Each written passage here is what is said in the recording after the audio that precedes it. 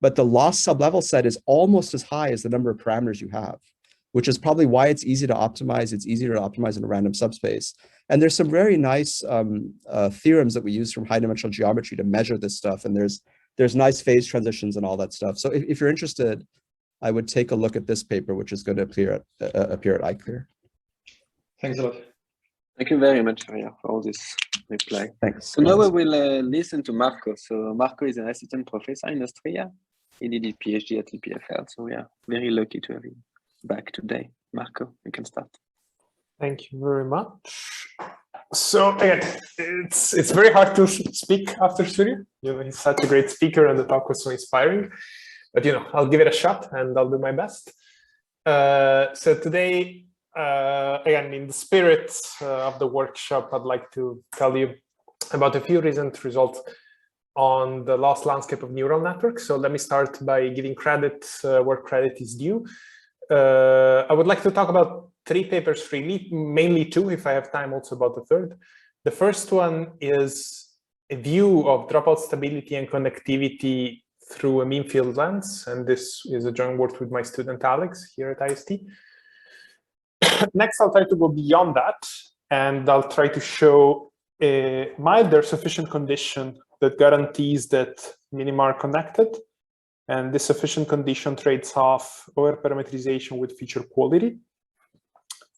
And finally, if I have time, I'll go back to mean field, and I'll present a super recent result that I'm very excited about the implicit bias of gradient descent algorithm. And this is again joint work with my student Alex and with my collaborator Slava. All right, so let's jump right in. I guess the good thing about such a focalized workshop is that I don't need to do a lot of introduction. I guess here everyone is familiar with the concept of connectivity of SGD minima. I think it's possible that this very picture came up yesterday in some of the talks. This came out in 2018 in a few papers where people noticed that if they run SGD twice and they get 2 solutions, so here θ1 and θ2, I guess you see my cursor, right? Yeah. Then it's possible to find a path that's continuous in parameter space, of course, otherwise I could jump between one and the other, and it has always low loss. Okay, so this could be done, for example, with a piecewise linear path or with Bezier curves or stuff like that. So one question is, why does that happen? And there has been a ton of work here on the subject here. I'm just referring to a couple that are perhaps closest to what I'm trying to do here. It was pointed out that overparameterization is important. And in particular, as the network grows larger and larger in terms of the number of parameter, energy barriers become smaller. And so it's easier to connect minima. And it was also shown that features matter somehow, in the sense that if the neural network satisfies some nice properties, and in particular dropout stability was pointed out, and noise stability, then the modes are connected, then the minima are connected. So the very natural question that I'll try to address in this first part of the talk is whether networks trained with standard stochastic gradient descent are indeed dropout stable or not. And the motivation for that is that if they're dropout stable, then I'm going to be able to say something about the connectivity of local minima, and in general, the connectivity of any pair of points found by SGD. Okay. So many of the things that I'll say are going to be generalizable to multi-layer nets, but for the sake of simplicity here, I'll just start with a simple 2-layer net example. So, this is the standard supervised setting. So I have n data points, x, y. So the x's are the features, the y are the labels. Those are IID, and they come from a certain probability distribution in RD times R. So the features are supposed to be d-dimensional here. Okay, and the labels are 1-dimensional. My goal is to minimize the loss. So the loss is the expectation of the square of the difference. So this is the actual label, y, and this is the estimate that's found by the neural network. Okay, and here I'll call theta the vector containing all the parameters. So theta contains all the w's and all the a's. So the w's are the weights that connect the input to the hidden layer, and the a's are the weights that connect the hidden layer to the single output. All right, so I'll consider the behavior of online SGD. So online SGD is the following algorithm. The parameters at iteration k plus 1 is equal to the parameters at iteration k plus alpha, which is minus alpha, which is the step size, times the gradient of the square loss. Okay. And here I normalize by n simply because this makes the whole thing order of 1, because I have a 1/n outside. Okay, so this is called online or one-pass SGD because I do a single pass of the data. So I take, when I am at step k, I take from my bucket the kth data sample, I compute the gradient of the loss, I move in that direction, and then I throw the sample again, and I throw the sample away and I never use it again. So I never reuse samples. And here I'm going to have a few assumptions on the architecture and on the setting, but those are mostly mild and just make the math work. So I'll use that the labels are bounded, that the gradient of the activation function is sub-Gaussian. I'll consider activations that are bounded differentiable with bounded Lipschitz gradient. Okay, so say hyperbolic tangent, for example, would do the trick. Most noticeably, ReLU won't do the trick, so you would have to do an approximation if you'd like to treat it that way. Okay. So here is dropout stability. So dropout stability means the following. Oops. This is the original network. Move this here. So here is the original network. So I have capital N neurons. Now I look at the dropout network where I have removed all, but only capital M neurons. So I leave only M neurons, and then I rescale the outputs just so that the dimensions match. Okay, so dropout stability means that the output of the network on the left here is very close to the output on the network on the right. And in particular, I'll say that the network is epsilon d dropout stable if the absolute value of the difference between the losses of the two networks is at most epsilon d. Okay, so here I compute the loss with respect to the full network, I compute the loss with respect to the dropout network, and I check how close they are. Okay, so how about connectivity? So I'm going to say the two solutions are epsilon c connected if there is a continuous path in parameter space such that along the path, the loss does not increase more than an additive epsilon c. So I check the loss at the extremes, it's something, L0. And then if the loss along the path is at most L0 plus epsilon c, then I'm going to say that these two solutions are epsilon c connected. Okay. So here comes the main result. So let's say that theta k is obtained after k iterations of SGD. And in these regimes, k will be large. In particular, I'm going to think of k as being large, alpha, which is the step size, as being small, and the product between the two as being a constant, say 1. So I'll look at a limit, again, where k is big, alpha is small, and k alpha is equal to capital T is equal to 1, for example. Then with high probability, the following thing happens, that theta k is epsilon d dropout stable, and the epsilon d basically scales only with the number of neurons that remain. So basically it scales like 1 over square root of n. So the change in loss scales like 1 over square root of n plus an extra piece that depends only mildly on the system size and on alpha. Alpha here should be of order 1 over n. You should think about this. So if alpha is of order 1 over n, the first piece dominates. Because of course, capital N is always bigger than capital M. So M is the number of things that remain, N is the number of full things. Okay, so this gives you provable bound on the dropout stability of a solution found by gradient descent. Okay, next, we want to use this. So my original motivation was that it was pointed out in a nice paper by Kuditi et al. That if networks satisfy some nice properties, among which dropout stability, then the minima are connected. So at this point, I can actually do that.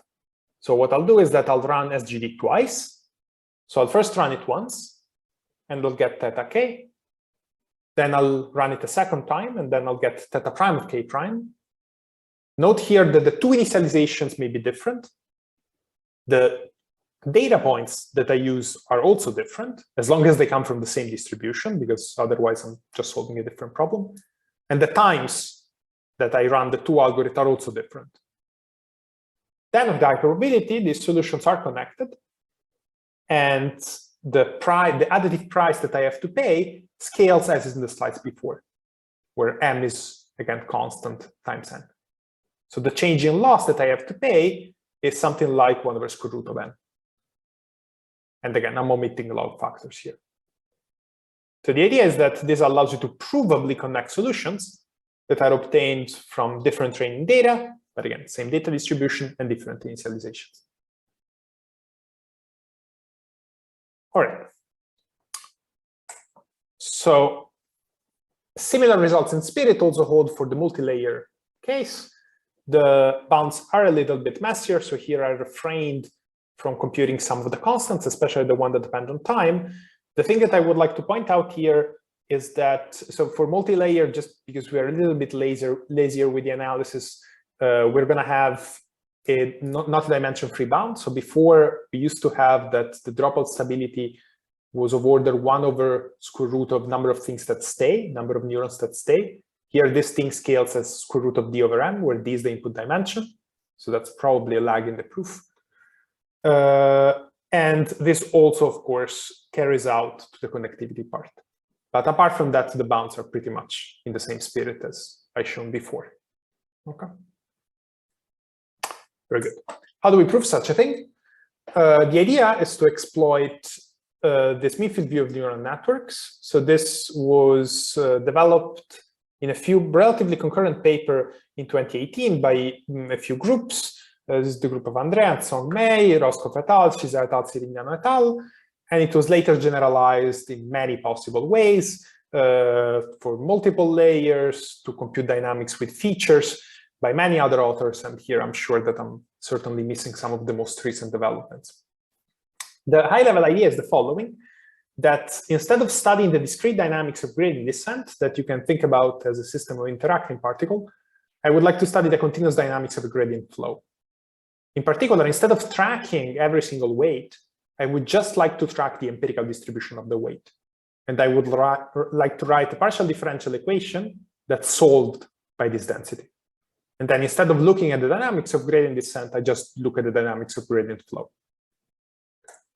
Now, if you look at this in this perspective, you know, what we want to prove doesn't look that hard, because basically what I just said is that theta k is close to n IID particles that evolve with gradient flow. And so the loss of the network with n neurons and the loss with the network with m neurons concentrate to the same limit. And as I said before, if you have dropout stability with a number of neurons that's equal to half the number of neurons of the total network, then you also get connectivity. And here's how you can prove this statement. Nice thing is that this kind of analysis doesn't really require you to understand so well the partial differential equation, which kind of allows you to also carry out the whole thing, the whole program for multi-layer networks, which are significantly more complicated. Again, I'll go back to the solution of the PDE around the end, where I'll try to say something interesting about the implicit bias of SGD if I have time. And here are some numerical results. So we experimented, you know, with the usual suspects. So we tried with NIST 2-layer, 3 layers, CFAR10, 3 layers, 4 layers. And then we computed the error. So here we computed really the test error of the original net. This is error of n minus the test error of the network with dropout. And we computed the absolute value. And this should scale more or less like 1 over square root of n. Again, our results are, of course, with MSE and squared loss. So here we're trying to do something slightly different, but we just want to see if this correlates with actual performance of the network. And it does seem so. So this is basically a log-log plot. So it's a line in a log-log plot. So it should go with the power law. All right. Let me move to the second part now. Now, the issue here is that, okay, even here, if I increase the number of layers, this gets harder, right? So if you look at the green curve against the red curve, you see that there is significant shift up. So you need larger and larger networks in order to make sure that dropout stability holds when they get deeper. Which, you know, kind of makes sense, because if I'm deeper, I just have to satisfy more constraints than before, because I have to drop out in every layer. And so the problem was just made harder for me. And so here we ran another experiment where we tried a fully connected network with 5 hidden layers, 500 neurons each, trained on CFAR10. And then we drop out half of the neuron from layer L till the end. And what we observe is that if we drop out only the last one, say layer number 4, then you know it's kind of dropout stable. So the loss that I incur is very small. But if I do this, let's say from layer 1, that is disturbable. Then I incur a very large training loss. Now the problem with this is that, of course, I'm really considering a network that's just too small. So if I consider the network with 50K neurons, for example, this may work. Right, so one question is, are minima connected in these cases when there is no dropout stability? So what we did with a couple of colleagues at MPI is to develop a new milder condition for connectivity that holds also when networks are not dropout stable. In particular here, what we can do is to upper bound the loss along the path. So L of theta of t is the interpolating path. So this is a constructive paper somehow. So we tell you a recipe that connects the two minima, that connects 2 points, and then we provide an upper bound on the loss along that path. So this upper bound is in terms of this object. So this has to be here. So this is the loss at the extremes. So this is the loss at theta 0, theta 1, where theta 1 and theta 0 are the two things I want to connect, plus and the loss of a few sparsified neural networks. Now the power of this formula is that these sparse subnetworks can be retrained. And instead of putting like all formulas and complicating the slides, I just thought I'd make a picture of this and explain you how the sparse networks are constructed. So this is my original network. So this is the input. I have 3 inputs, and I have 2 layers with 6 neurons each and 2 outputs. Okay. So the first thing I'll do is that I'll color red some of the neurons, and I want to color red at most half the neurons in every layer. So here I'll color red only 2 neurons per layer. And here is the first sparse subnetwork. So in the first sparse subnetworks, I kill the red neurons in the last layer, in the last hidden layer, and then I retrain the red connections. So those are the connections from the neurons that survived till the output. Okay, and the red ones can be reoptimized. Next, I do the following. I take the neurons that I killed before, and I activate them again, and I connect them to the output and to the neurons that were active in the previous layer. And again, the red connections are again retrained. And then I iterate that. Okay. Now, the claim is that the maximum of the loss along the interpolating path is upper bounded by the maxima of these losses for the couple of points that I consider. Okay, and the proof again is constructed. So we actually show an interpolating path. All right, does this work? I mean, of course, yes, otherwise I wouldn't be speaking probably. So what we do here is that we do the same experiment as we had before, except that we also put new. So we also put the new bound. And as you can see, the training loss is essentially 0, and the test error increases, but only mildly. So here the baseline is about 40%, because that's pretty much what you get if you try the fully connected net on CPRT. Okay. Cool. Some consequences. Now, first of all, this is provably milder than dropout stability in the sense that there is a way to choose the neurons that I kill and to choose the training connections that recovers dropout stability. So this is strictly better. And second of all, this allows for a trade-off between the feature quality and the overparameterization. This you can somehow see already, because if the network is super overparameterized, then what happens is that I have tons of degrees of freedom. So when I'm able to retrain a couple of layers, then I can just fit the data point. Then I can just fit the data set. So this basically means that as long as I have 2 hidden layers with square root of n neurons, then I'm done. Then at this point, I need no condition on the features. So the features can be arbitrarily bad, but I'll still get a good interpolating path, because I'll be able to find and retrain those order of n connections in order to feed the data set. This improves significantly over previous result that needed an overparameterization linear in the number of data points that I have, but also because we ask for much less. So previous results, in fairness, were looking to connect all points of the landscape, so all sublevels. That's why here we shoot for significantly less. Okay, second of all, if the features are really good, say linearly separable, then basically no overparameterization is needed. So what you can show is that basically 1 neuron is enough. So this let's say our formula allows you to somehow smoothly trade off between these two extremes. One extreme in which only over-parameterization is important, and one extreme in which only feature quality is important. Okay, so I still have a few minutes. So I would like to go back now to mean field and tell you a little bit about a very recent result where we try to shed light on the implicit bias of stochastic gradient descent by using this mean field approach. Now, the question is relatively simple, and it has been very well studied by many people, and is the following. So say that I optimize with a neural network with 1 million parameters, and I want to fit this 5 data points here. Okay, so unidimensional data set, 5 data points. Okay, and I have 1 million parameters. Now, okay, if I'm any good at programming, I'll be able to fit this.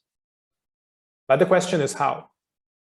So the question is, how does the interpolant look like in positions that I have not seen?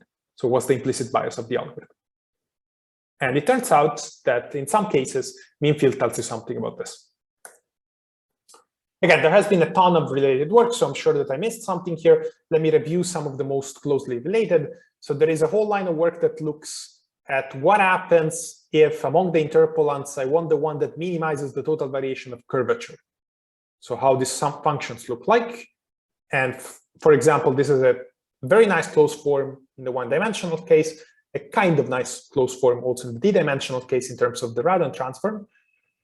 Then there is a whole line of work that has looked at GD. So for the classification setting, it has been proven that under some condition, SGD tends to the max margin solution.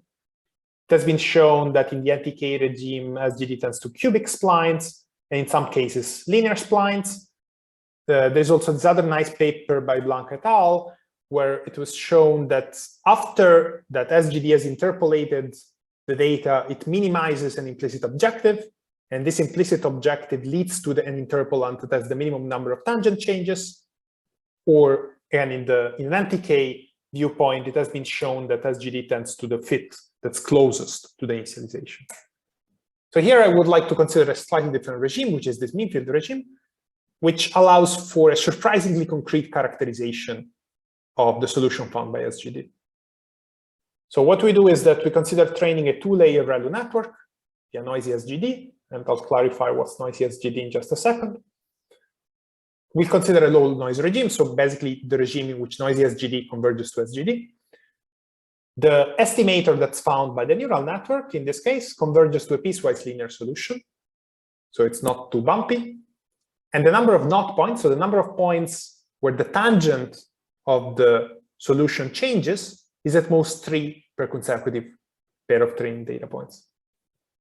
We also showed that knots, so changes of tangent at points which are different from the data points, can indeed happen. So this is a relatively simple constructive example. So this unveils a qualitatively different behavior from previous papers, probably just because the setting is a little bit different. And also our analysis holds if you don't have L2 regularization or if you have constant L2 regularization. And of course, the solution would change. So if you add regularization, then the number of knot points, the knot points would be located elsewhere. But still, they can't be more than 3 per consecutive pair of training inputs.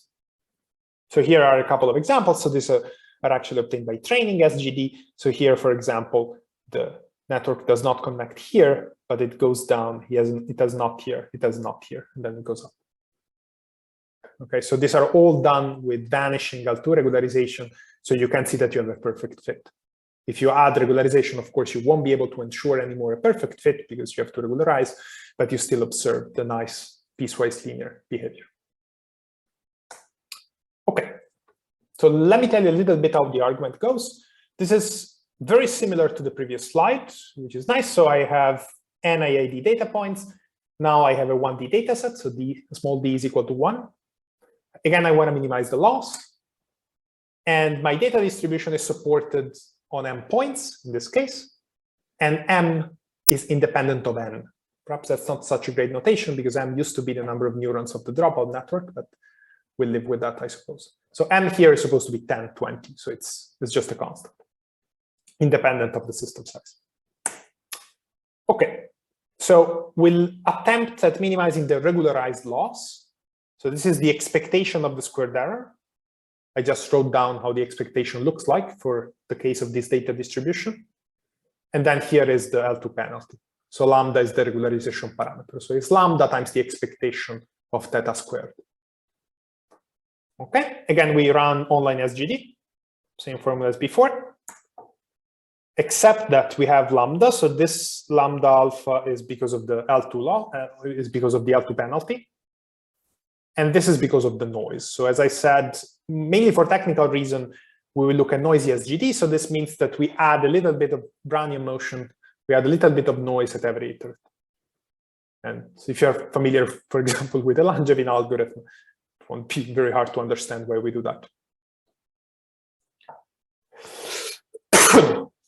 Okay, so here comes the mean field analysis. So in the regime in which the number of neurons is large and the step size goes to 0, the theta k are close to NIAD particles. So the idea is, instead of studying this iterate here that looks quite nasty, I want to study the solution of a certain gradient flow.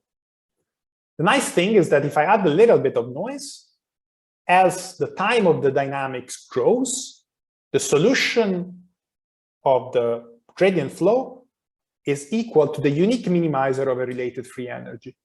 And this is a Gibbs form. So it's 1 over z. So z here is the partition function, or it's just a normalization constant, times e to the minus beta. Beta is the temperature, so beta will be large. At the end of the day, it's just 1 over the noise that I added times the potential. The potential is also relatively easy to predict because it's essentially the derivative of the risk that I had before. Okay, so long story short, the main technical result that's behind the informal statement of 2 slides ago looks like the following.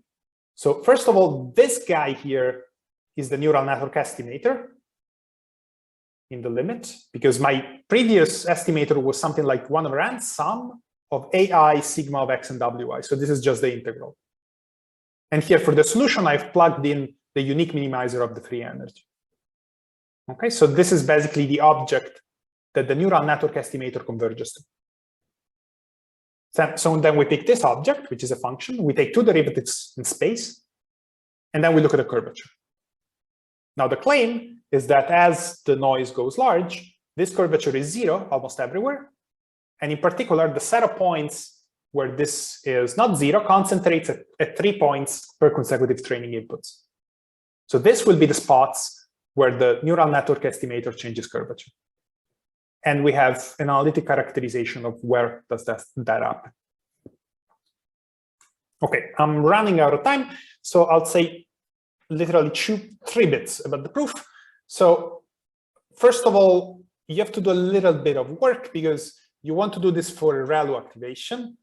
The ReLU is not bounded, the ReLU is not smooth. So this is a lot of pain. This basically means that you have to consider a sequence of approximation and show that the limit sequence of solutions of PDEs is somewhat nice and well behaved. You really like ReLU because when you take 2 derivatives here, ReLU gives you a Dirac delta. So this is a 3-dimensional integral at the beginning, so it becomes a 2-dimensional integral now. And this is a 2-dimensional integral that's almost a Gaussian integral. Because if I didn't have the plus here, this would just be a quadratic form. So what you can do is that you can split the integral in pieces, and you can look at how the covariance matrix of the Gaussian looks like. Now, if the covariance matrix is PSD, strictly, really PD, then you're good. Then the curvature goes to 0. But this does not happen all the time. There would be some points in which the covariance matrix of the Gaussian will not be PSD. So that's where the integral blows up. This is somehow the idea of the argument. And with that, I think I'm more or less on time. I thank you very much for the attention, and I'll leave you with these pictures. Thank you very much, Marco. Sure, my pleasure. It was very interesting. We have a question for you in the Q&A if you want to read it. Yeah, let's do that. Lucas. Yes. Who do you build? So very about dropout stability of SGD solution. Would you believe something similar may also hold for other variant of SGD, with noise, or even beyond SGD? Yes. So yes, with noise, and yes, beyond SGD. I mean, one thing that we're actually looking at these days is to make a similar argument work for second-order methods, say Nesterov. it turns out you can write, this was done before in the previous paper, you can write a certain PDE that represents the limit of the dynamics of SGD, and we're working on a propagation of chaos proof that would give you a quantitative bound in that setting, for example. You could also do other second order. So, okay, what we actually do, sorry, is heavy ball. Nesterov is a little bit trickier because basically the coefficient that you add for the velocity changes in time. So this makes the PD analysis tougher. So for example, it would be a good question to analyze other kinds of algorithms. But yeah, I would expect that this kind of phenomena happens in higher generality.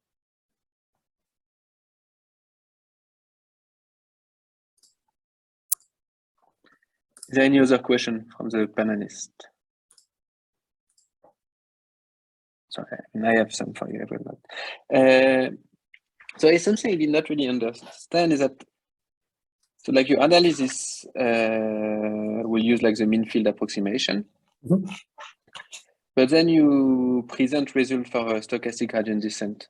So in some sense, do you control the approximation? I mean, the difference between these two objects, or are in fact like your result for the mean field approximation? I mean, the mean field approximation would work basically for, I mean, the easiest setting in which you can make this technology work is 1 plus SGD.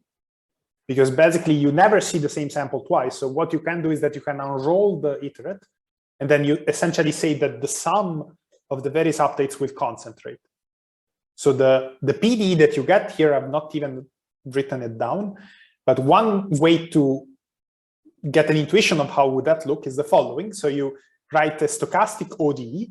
So the stochastic ODE would be the following. The derivative in the random variable is equal to minus expectation of the gradient of the loss function in dt. That's really how it is. Then you do Ito integration, and this lifts you up to a PD. So okay, this is somehow the right. Yep. But so you get result for like the continuous time approximation, not the discrete time algorithm. I mean, here you do two steps really, because you do both number of neurons large and both epsilon small. And the proof technique that there is allows you to even decouple these two things. So if you look at the bounds here,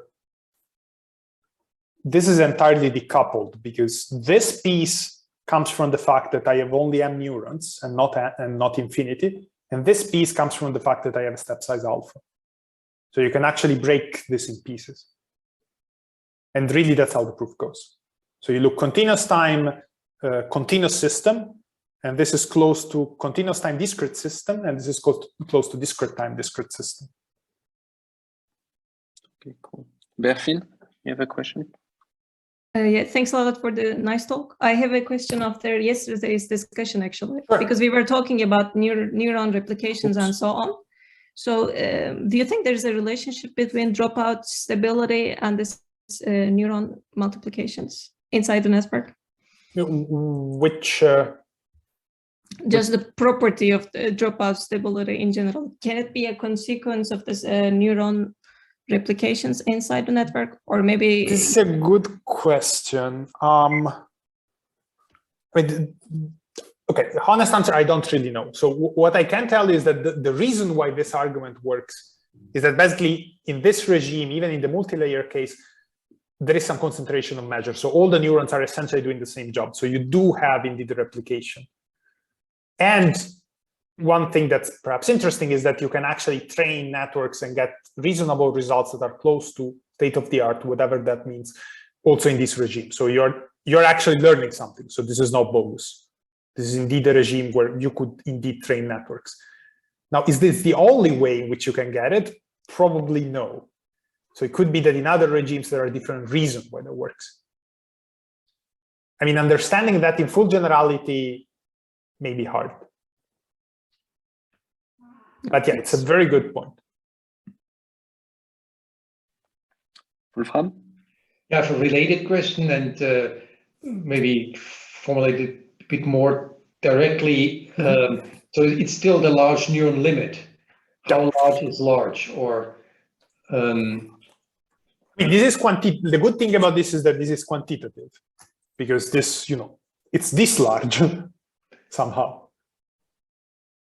So this you can plug in. So you take something n is, I don't know, 5K, and you want this with probability 99%, and alpha is 10 to the minus 3. So the good thing about this is that this is not an asymptotic statement. Okay, thanks. But yeah, I mean, it's a good point. Is this tight? So 1 over square root of n is tight, basically by the central limit theorem, because this gap you pay even at initialization. It's tight for the analysis. So the way this works is that you say that the loss with n neurons is close to the limit loss. So that approximation piece, this is 1 over square root of n. So that you can't improve. Now, but it could be that the final result is actually true with something better. But if so, it has to be better for a different reason. Now, for this one thing, for example, this is not tight. So this shouldn't be here. This should be 1. And logs should never be there. Logs never have to be there.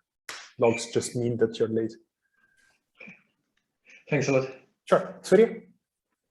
Yeah, interesting talk. So Thanks. the last part at the end where you said that the curvature is 0 almost everywhere for one-dimensional inputs, do you have a sense of like what the picture might look like for higher dimensional inputs? This is a very good question. So we've been thinking a little bit about this. Okay, my bet would be that the estimator would look like intersection of hyperplanes, and then perhaps you could estimate how many you have. Now here you don't have such a nice picture as in one dimension, and I think if you suffer a lot, you may get something not that great, like exponential in the number of dimensions and the number of training samples. That would have been my guess. But the proof does become very, very messy. Because here, the idea is that you want to break the integral in a few pieces. In every piece, the integral is just a Gaussian integral. And there you look at the covariance. And you show that the eigenvector associated with the eigenvalue that's negative is inside the integration domain. So that kills you. Now, if you do it in many dimensions, yeah, good luck with that. I see. Okay. But that's a very good point. Okay. I would say that some parts of the argument would work, but some others do become more difficult. MERT has some work where they compute something like the number of points where the curvature may change, and they get a similarly bad result. It's like exponent. I think it's exponential in the rank of the data. That's what they get. I see. Thanks. Sure. Thanks. Thank you very much, Marco. Thank you. No more questions for Marco? No? Cool. So we will listen now to Arthur Jacot, who is a PhD student with Clément Angler at EPFL. Hello. Okay, you can see the slides. Okay, great. Okay, so